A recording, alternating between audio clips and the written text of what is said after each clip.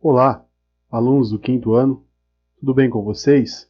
Espero que estejam todos bem. Vamos iniciar agora o estudo do livro Buriti mais Matemática para o quinto ano. Daremos início hoje na unidade 1, Números Naturais. E hoje estudaremos o tema Arredondamentos, da página 32 e 33. Antes de iniciar a realização das atividades do livro, vamos fazer uma breve revisão de alguns temas que vocês já viram. Eu vou dar um exemplo de como fazer os arredondamentos, como entender o arredondamento e para que o arredondamento serve. Para começar, vocês precisam saber que para entender a ideia do arredondamento é necessário dominar o conteúdo das ordens e classes que vocês viram em algumas páginas anteriores. Se você ainda não domina o entendimento das ordens e das classes, é necessário que você volte e reveja o conteúdo. Nós utilizamos o arredondamento quando vamos trabalhar com números grandes. Por exemplo, a contagem de votos em uma eleição, o preço de compra de uma casa, a distância entre duas cidades, ou quando estamos trabalhando com o sistema monetário e números que envolvem contagem de dinheiro, por exemplo. O arredondamento facilita as operações matemáticas. Saber utilizar a ideia do arredondamento vai facilitar na hora de fazer algumas operações de cálculo mental e na hora de entregar resultados de medidas, somas, contagens, por exemplo. É comum utilizar também nas atividades de arredondamento um instrumento chamado reta numérica, que eu deixei aqui separado para vocês, que você já deve ter visto em algumas páginas atrás. Se você ainda não entendeu a ideia da reta numérica, é importante que você volte no conteúdo e reveja o assunto reta numérica. Por último, é importante que você saiba que o arredondamento pode ser feito na dezena, na centena, no milhar, e essa escolha vai depender do tipo de problema que você está resolvendo, ou do tipo de situação que você está buscando solucionar. Por esse motivo, é importante que você conheça bem a ideia das ordens e das classes, dos números e do valor posicional. Vamos começar agora com o entendimento da palavra arredondamento, bem simples. A ideia que vamos trabalhar aqui é de tornar o número redondo. Como assim? Vamos deixá-lo com uma aparência mais limpa, sem muitos detalhes, pois assim fica mais fácil de visualizar as quantidades quando o número está arredondado. Eu vou usar com vocês o exemplo de uma construção de uma casa. O custo de construção de uma casa. Imagine que você vai construir uma casa, porque você é um pedreiro ou você é um construtor. Uma pessoa te procura dizendo que quer construir uma casa e te entrega o desenho da casa, a planta ou o projeto da construção, e pede que você faça um orçamento. O orçamento é uma previsão de quanto vai gastar ou de quanto vai custar para que se construa a casa. Você irá construir essa casa e precisa saber o preço dos materiais, o custo da mão de obra e dos seus ajudantes, quanto tempo você vai demorar para construir essa casa e, juntando todos esses valores de custo, você precisa chegar em um número, que é quanto a casa vai custar. Digamos então que você fez todas as pesquisas de preços, somou tudo e chegou em um valor.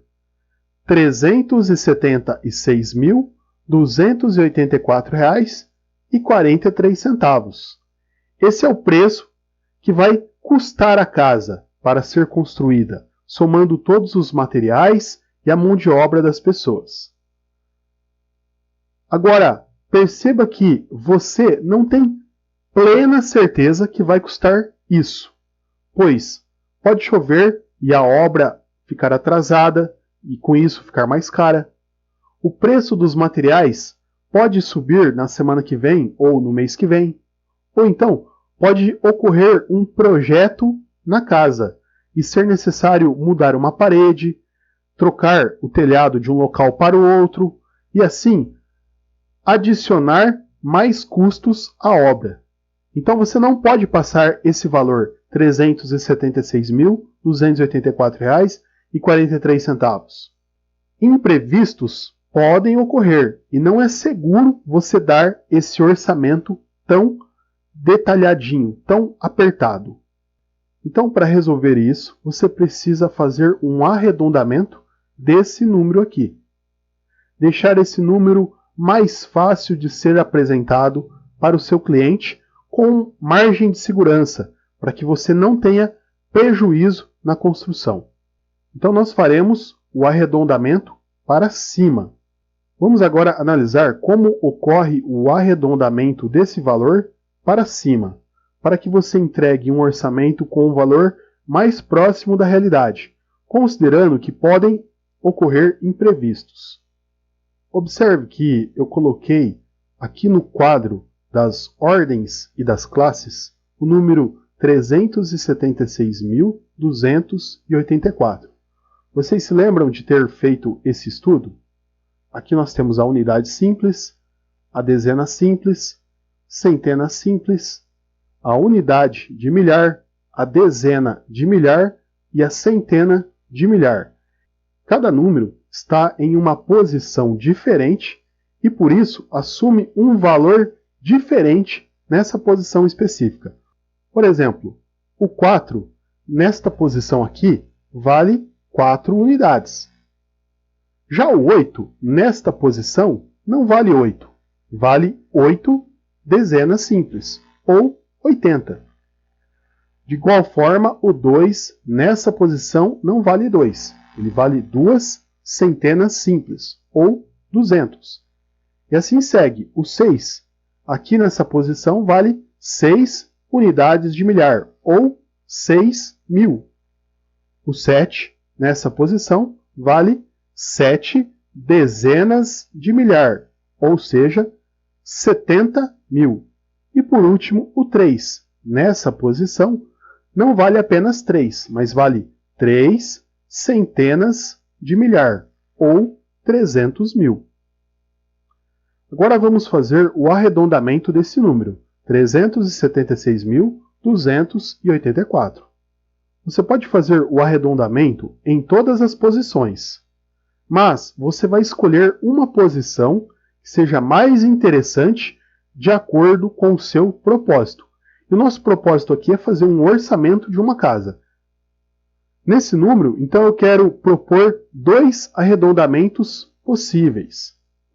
Vamos arredondar na dezena de milhar e na centena de milhar.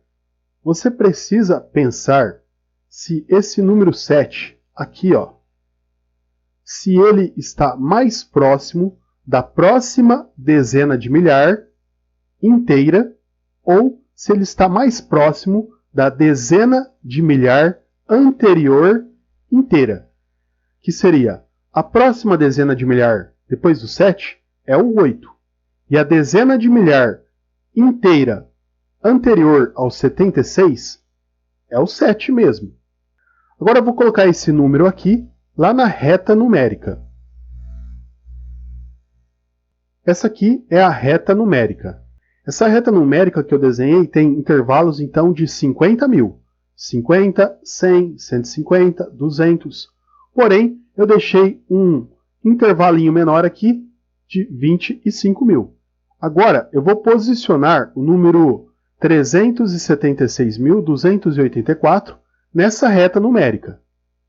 Digamos que aqui é 350.000 e aqui 400 mil. Então aqui no meio seria o 375. E o que eu quero achar é o 376. Então eu vou colocar ele bem aqui do lado do 375. Ó. Quase em cima da linha. Um pouquinho aqui do lado. Ó. Aqui está posicionado o número 376.284. Olhando mais atentamente aqui o número 7, junto com o 6, representando aqui 76 mil. Nós podemos pensar, ou podemos dizer, que o 76 mil está mais próximo do 80 mil, ou ele está mais próximo do 70 mil? Vamos pensar um pouco. Se eu quiser ir do 76 mil para o 80 mil, eu tenho aqui uma diferença de 4 mil. E se eu quiser ir do 76 mil para os 6 mil, eu tenho uma diferença aqui de 6 mil. Agora eu pergunto a vocês, o 76 mil está mais próximo do 80 ou ele está mais próximo do 70? Então é fácil concluir que o 76 está mais próximo do 80 mil, porque aqui eu tenho que andar apenas 4 unidades, ao passo que desse lado eu preciso andar mais unidades para trás. Como 4 é menor do que o 6, então nós podemos concluir que 76 mil está mais próximo do 80 do que do 70. Assim, nós podemos escrever o número arredondando na dezena de milhar. A dezena de milhar, como nós vimos, é aqui no 7. Então vamos arredondá-lo para 80 mil. O 3 aqui eu vou repetir, porque eu não estou considerando a centena do milhar. E ao invés de colocar 76 mil, eu vou colocar 80 mil. Assim nós podemos escrever o número arredondado na dezena do milhar, 380 mil. Todos os outros números viraram zero e agora nós temos um número mais limpo, mais claro, mais fácil de ser entendido na hora de dar aquele orçamento. Você chega no proprietário da obra, na pessoa que quer construir a casa e diz: para construir sua casa nós vamos precisar de 380 mil reais. Dentro desses 380 está o 376, mais um pouquinho que você arredondou. Agora, vamos fazer o arredondamento considerando a centena de milhar, ou então o número 3. Lembrando que o número 3, nessa posição, representa 300 mil. Vamos olhar novamente a reta numérica. E nesse exemplo vai ficar mais fácil de você entender.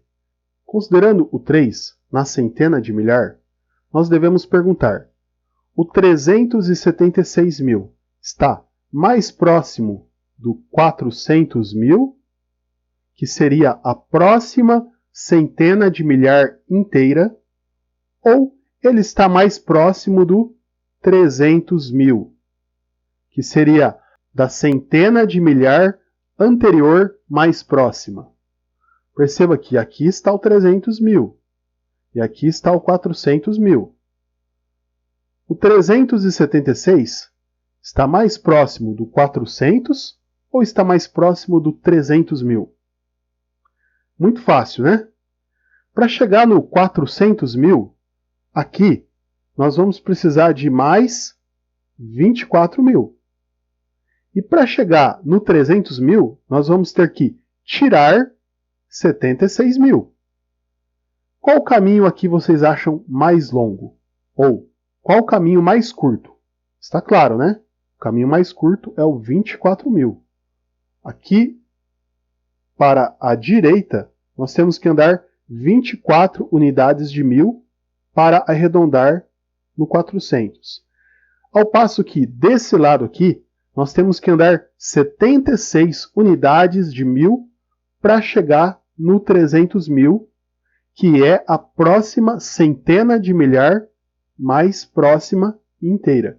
Assim, nós podemos concluir que 376.284,43 está mais próximo do 400.000, se nós considerarmos a centena de milhar no arredondamento, considerando a centena de milhar, como nós vimos no quadro das classes e ordens. É mais próximo eu arredondar o 376.000 para o 400.000 do que eu arredondar o 376.000 para o 300.000. Assim nós chegamos então que o arredondamento ideal para fazer o orçamento da casa, o custo da casa, é 380.000 ou 400.000. Eu acredito que você, como pedreiro, deve utilizar esse arredondamento aqui. Por quê? Porque o arredondamento de 400.000 está mais claro e mais objetivo do que o arredondamento de 380.000. Aqui no 400.000 você tem uma margem de segurança de mais de 24 mil reais. Então, se o preço subir, se tiver um atraso, se alguém se machucar, tiver algum problema na obra, que precisar trocar uma parede, um telhado, alguma coisa, você tem uma reserva de 24 mil reais. Ou seja, você arredondou 376.000 para 400 e agora a pessoa que vai construir a casa, ela tem uma percepção que ela vai gastar aproximadamente 400.000. E aí, conseguiu entender? Vamos então fazer os exercícios. Para não ficar muito grande esse vídeo, eu vou dividir ele em duas partes. Nessa primeira parte eu trouxe a explicação e na segunda parte eu farei alguns exercícios da página 33 e da página 32 junto com vocês. Então, se você ainda não se inscreveu no meu canal, se inscreva para não perder o próximo vídeo, deixe seu like, escreva um comentário e mostre a explicação para o seu colega de sala. Nos vemos na segunda parte, na realização dos vídeos da atividade. Até a próxima. Tchau!